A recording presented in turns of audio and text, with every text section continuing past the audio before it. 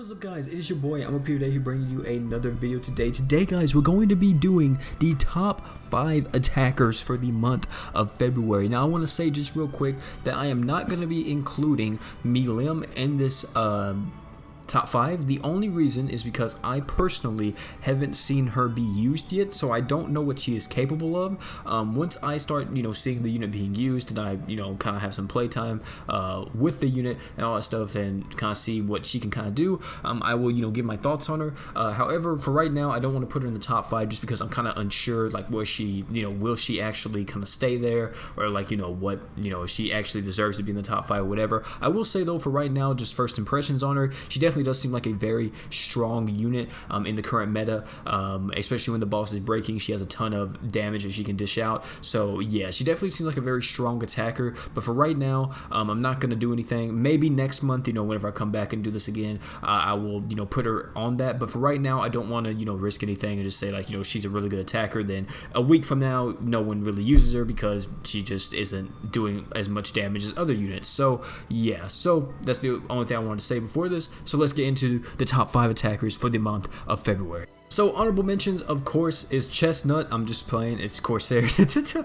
Honorable mention, Corsair and Clyde. Clyde isn't here because pretty much I can say the same thing about Corsair as I can as Clyde. So yeah, Corsair and Clyde, both honorable mentions in this list. Corsair being a very strong water unit, and also Clyde being a very strong attacker as a fire unit. Both these guys will increase allies' art gauge by 20 with their true arts. Also, both of them have a chance to inflict a status element corresponding to their element. So Clyde has a chance to burn the enemy with a high probability, and then Corsair has a chance to freeze the enemy with a high probability, which is really good. On top of that as well, they will also be giving BE gain increase to their corresponding elements, and then also they're going to be giving increased damage to their corresponding elements as well, or attributes, let me say. So yeah, overall, Corsair and Clyde, both very solid units. Definitely recommend using them. You guys can get these guys from the ALC summons, or you can literally pick them up as soon as you start playing the game. Corsair, I think, still hands down is probably the best starter that you can get if you're just starting to play the game. She's probably the best. So if you can get her, get her, and then if you get her true weapon somehow, use that on her, then Corsair's gonna do you wonders. She's really good. Okay, before I move on, I want to say I try to do something a little bit different with this top 5 attackers. I tried to do for each number on this list, apart from water typing, because pretty much we said Corsair, and I do believe Corsair, I don't think she deserves to be on the top 5, but I do believe that she is probably the best water attacker, or maybe est. So I tried to make it to where every unit on this list is the best unit for their typing. I tried to do that. I still had it in the order that I think corresponds with the best attackers currently in the game, so keep that in mind. But I try to do it to where we have one attribute, or one unit from each attribute. So we have water, fire, earth, light, and dark. Okay, since there's 5 elements, we have 5 spots. The only one that we don't have currently is the water units, and because Chestnut right here took it. So yeah, Corsair, I do believe, is probably the best water attacker in the game right now, or maybe Yomi, to be honest. I'm not for sure. I do believe though Corsair or S, one of them I do. But yeah, I couldn't decide on the water. So here we go with the first unit, or the number 5 spot. We have Jill. Me personally, I do know that this site and a lot of other people list Jill as being a breaker in the game. Me personally, I think that Jill should be more considered an attacker, because she just does a ton of damage. She literally does a ridiculous amounts of damage. Of course, she can break, and she can kind of be that sub breaker, but I don't think she should be the main breaker on your team. To me personally, I definitely feel like that she is a really strong earth attacker more than she is an earth breaker. I think Arth is probably the better earth breaker compared to her, but yeah, so that is what it is. But still, let's go over her real quick. So her skill is 2100 earth physical damage, appearance of BE skill 50% up, so you have a 50% chance to get more BE when using her skill, only to yourself though, and your art gauge is 3 up with her skill. Also, her normal art is 17,000% earth physical damage, damage and avoidance rate of allies for your entire team 15 seconds up. Also, I think the damage increase in avoidance rate is a 30% buff, or 50, I think it's 30% buff, I can't remember. for the increased damage. I'm not for sure, but I think it's like a 30% buff. And then her true art is Shadow's Way. This is what makes Jill really strong. She's able to create pretty much a clone of herself. So whenever you use this, you will get your normal art back instantaneously. And then for 20 seconds, you will have a shadow clone appear beside you, and they will perform the same action as you. The only thing they cannot do is use equipment. So literally, they will use that. Whenever you use a skill, they'll use the skill. Whenever you use a normal art, they'll use the normal art. That is really good, because with that, if you use the normal art and they're using the normal art as well, that's 17k damage times 2, which I'm pretty sure that's 3,400, right? I could be right. Yeah, it's 3,400, right? Yeah, I think it's 3,400. Correct me if I'm wrong. I think that's just off the top of my head. I think that's, well, not 3,400, but 34,000. So off the top of my head, I think that is 34,000. So that is really good. That does a lot. And also on top of that too, like I said, I think she's more of an attacker than a breaker, but she also has an insane amount of break power on her normal art with 8k break with her clone out. So, you know, she can kind of supplement that breaker spot as well on the Earth team, but definitely I feel like she's more so an attacker. So there's that. Her abilities, however, are really good as well. So she has her level 90 ability is once her shadow clone appears, so once her shadow clone appears, I'm pretty sure, avoidance rate 10% up, and then enemy break damage 50% up. So if the enemy is breaking, you get 50% damage up when using your clone as well. I don't think she gets this just by herself. I think the clone has to be on the field too, if I'm not mistaken. You guys tell me if you guys have Jill. I personally don't have Jill, so I'm not for sure completely how her abilities work. So yeah, her level 80 ability is skill speed up when near death. So she increases her skill speed by 70% when near death. That's really good. And then also she has HP recovery level 8. HP recovers naturally by 16 per second. Really good. And then her equipment slots are 5-star physical, 5-star defense, and 4-star support. Really good. For 5-star physical, if you want to, you could equip her true weapon. Her true weapon is really good. I think it gives her 2 art gauge a second for 90 seconds. That's just the ability it has on her when equipped by her, which is really good. It's kind of a nerfed version of like Regulus and Fina's true art, or true weapon, let me say. So you can put that on her, and on top of that as well, it's also going to be reducing the enemy's earth resistance, I think by 30%, or is it 50%? I think it's 30%. So that will increase the damage she does. 5-star defense, you can put on Lost Arms or something like that. And then for a 4-star support, you know, Keon, anything like that, and you're going to be good to go. So yeah, me personally, Jill comes in the number 5 spot. I think that she is more of an attacker than a breaker, even though that she kind of becomes both whenever she uses her clone. Once her clone's out on the field, she pretty much becomes an attacker and a breaker at the same time. But still, I think Jill overall does a ton of damage for the Earth team, and I definitely think you should have her on your team if you're going to be using her, if you're going to be using Mono Earth. So yeah, moving on from that, we have the number 4 spot. Coming in at the number 4 spot, we have Ifrit. Ifrit being hands down, I think, the best fire unit we have in the game for mono fire. This guy does it all, man. He burns. He gives himself art gauge when he burns. Whenever he's burning, he increases his damage. He does everything. Also, did I mention he burns himself with his normal art? And if you don't have anything that can burn him, you can just farm his event, his freaking giant balls, and you get relic Vulcans, and then boom, he can burn himself. Or if you have his true weapon, they will increase his max HP by 50%, and then it also can burn you. So boom, you have a ton of stuff to burn yourself, which is really good. That kind of sounds very weird. Don't do that at home, kids. Don't burn yourself, but still. His skill is 2000% fire physical damage, burns the enemy with high probability break power 1000. Normal art is 15,000% fire physical damage, 10 seconds the enemy's flame attribute resistance 30% down, enemies burn themselves. So yeah, whenever you use your normal art, you're going to lower their flame attribute resistance, so you're going to reduce their resistance towards flame or fire, I guess you can say. You're going to reduce their fire resistance by 30%. Not their burn resistance, but their fire resistance. So kind of like the same thing that Regulus does, how he lowers dark resist. You're going to be doing that with Ifrit's normal art. On top of that as well, you'll be burning yourself. So if you need to burn yourself to get that extra damage with your true art, you can do that. And also to give yourself that innate art gen, because whenever Ifrit is burning, he gives himself art gen. And then his true art is physical damage 30,000%, 30,000% fire physical damage. When you are in a burning state, damage was 160% up. During self-activation, you will recover from your own burn, and then break power 3,800. So whenever you activate this, you're going to increase your damage by 160% if you are burning, and then if you are burning, you will instantly cleanse yourself after you do this. So you will have to ignite yourself again somehow with, you know, relic Vulcans or with your normal art or something like that. So yeah, Ifrit does a ton of damage whenever he is burning. That's really the only downside to Ifrit Ifrit. He has to be burning to do damage. So if you can get that burn off, boom, he's good. Don't put him on a team with Fina though, because Fina uses her true art and he can't burn himself.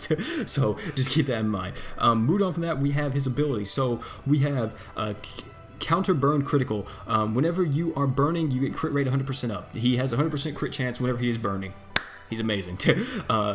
Physical tolerance level 4, physical damage from enemies 20% down, and then he has his level 90 ability. When yourself is burning, art gauge 3 up naturally. You will recover 3 art gauge a second when you are burning with this. And then on top of that as well, like I said, 100% crit rate. So this guy's going to be doing an insane amount of damage. He's ridiculous. On top of this as well, his equipment slots 5-star physical, 5-star defense, and 4-star physical. So 5-star physical, you can put on, you know, Relic Vulcans or his true weapon. For his 4-star physical, put on Relic Vulcans, and then for his 5-star defense slot, you know, put on Lost Arms, anything, you know, even a negation item if you want that on him, or whatever the case may be. So yeah, also his awakening, it's very easy to awaken this guy. He only needs 2 of his own fragments, so 2 from the Ifrit giant boss, and Ifrit's giant boss isn't even that difficult if you have freeze units. You literally just bring a bunch of freeze units, Ifrit can't do anything. So yeah, he is the best fire attacker in the game currently. Lim may actually do a little bit more damage to him, but I don't think Lim burns the enemy. I think she does, but I can't remember if she actually does or not. So yeah, but Ifrit is literally the perfect thing that you want on a mono fire team. He's literally the perfect like unit you want. He's able to cause a burn with a high probability. He benefits from burning. He literally gives himself crit chance when he is burning. And yeah, man, he's a ridiculous unit. He is without a doubt the best fire attacker in the game. So yeah, guys, that is Ifrit, an absolute beast of a man. Number 3, we have Freed. Oh my god, the Lord and Savior Freed. Still is my favorite unit in the game, without a doubt. I think Freed, no lie, is still my favorite unit. I love this guy, and yeah. For light units, he is the best attacker in the game for light units. There's no other light unit that really can do what Freed does. Gives himself crit chance. He can literally give himself art gauge with his skill. He's literally, and then with his true art, he's also going to be, every time he crits, he's going to be giving himself art gauge back. So yeah, this guy's absolutely ridiculous for light units. Also, make sure you have his true weapon, or else he loses some value to you, not too much, but he still is good without it, but with it, he's amazing. So yeah, Freed is the best light attacker in the game. This guy, like I said, really good. And let's talk about him real quick. So like I said, his skill will give himself 10 art gauge every time he uses it on a 7-second cooldown. His normal art, every time you activate this, will increase art gauge, or not his art gauge, but it will increase his crit chance by 25%, if I'm not mistaken. Or is it 20%? Yeah, it's 25% if I'm not mistaken.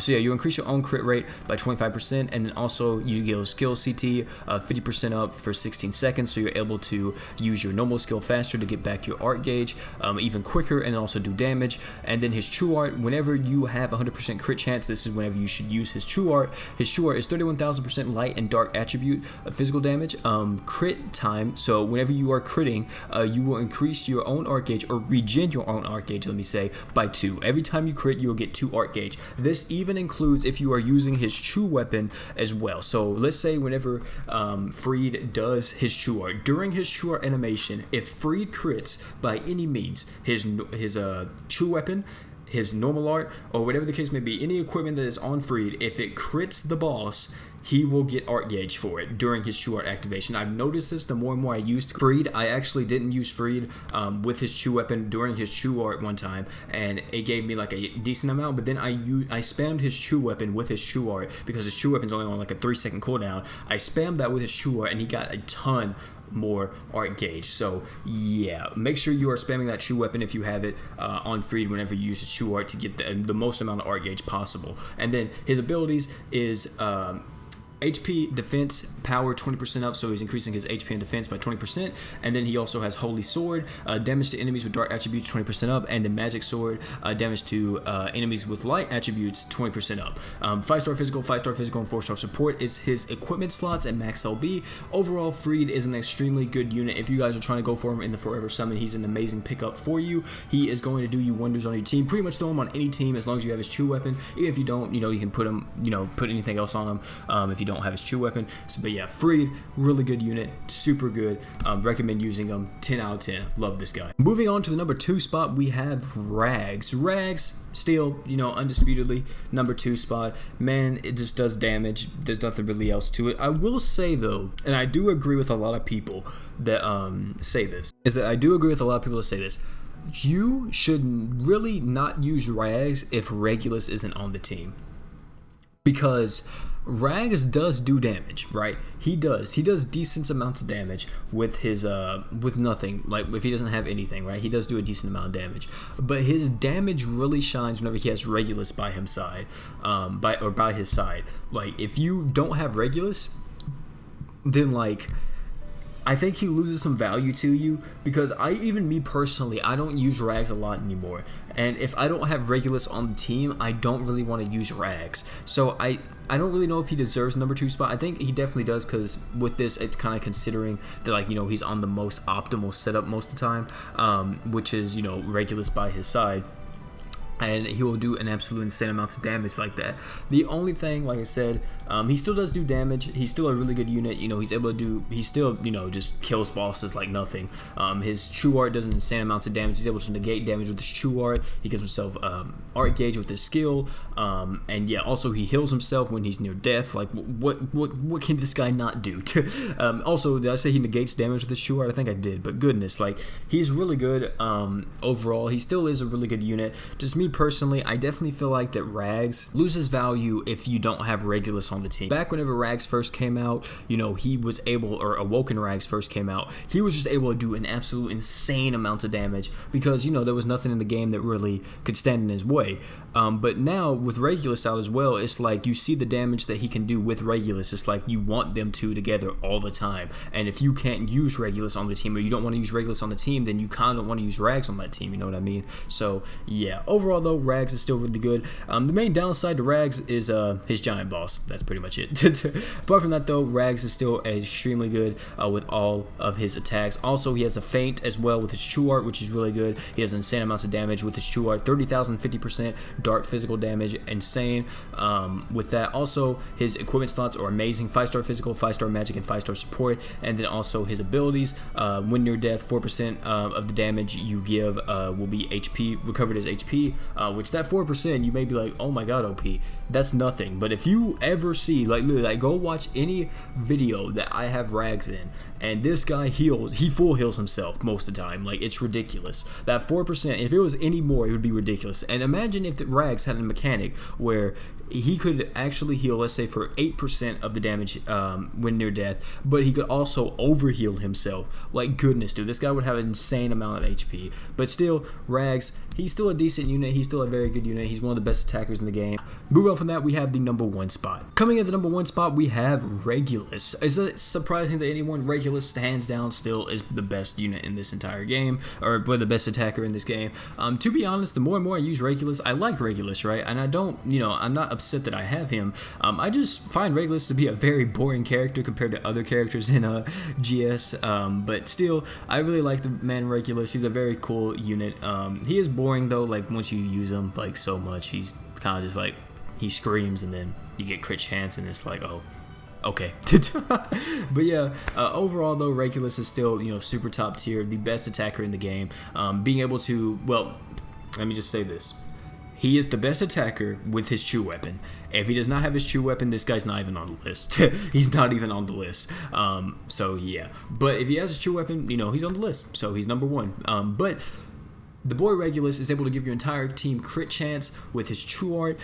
He also will be able to heal himself when he's near death. It's not like as much as Regulus though, but it still is, something to mention. So yeah, like I said, giving everyone crit chance. Also with his true weapon, which you do need on him, will be increasing his crit damage by 50%. So, we'll go with his true art, because with his true art, he's increasing everyone's crit chance by 100%. So you're going to be getting 50% more crit damage with his true weapon. And then on top of that as well, you're going to be getting natural art gen with his true weapon equipped, and then on top of that, with his true weapon equipped, you're going to be lowering dark enemy resistance by 50%. This makes enemies extremely weak to dark units and makes them do an absolute insane amounts of damage. That's why if you ever see Regulus and Rags on the same team, a lot of people would just literally record how much damage that Rags does, because Rags will do an insane amount of damage. Also on top of that as well, he's going to be increasing dark units damage by 30%. And then if that wasn't enough, you know, like I said too, he does have HP absorption of 5% on his skill, so there's that as well. Also, he does resist light damage by 30%.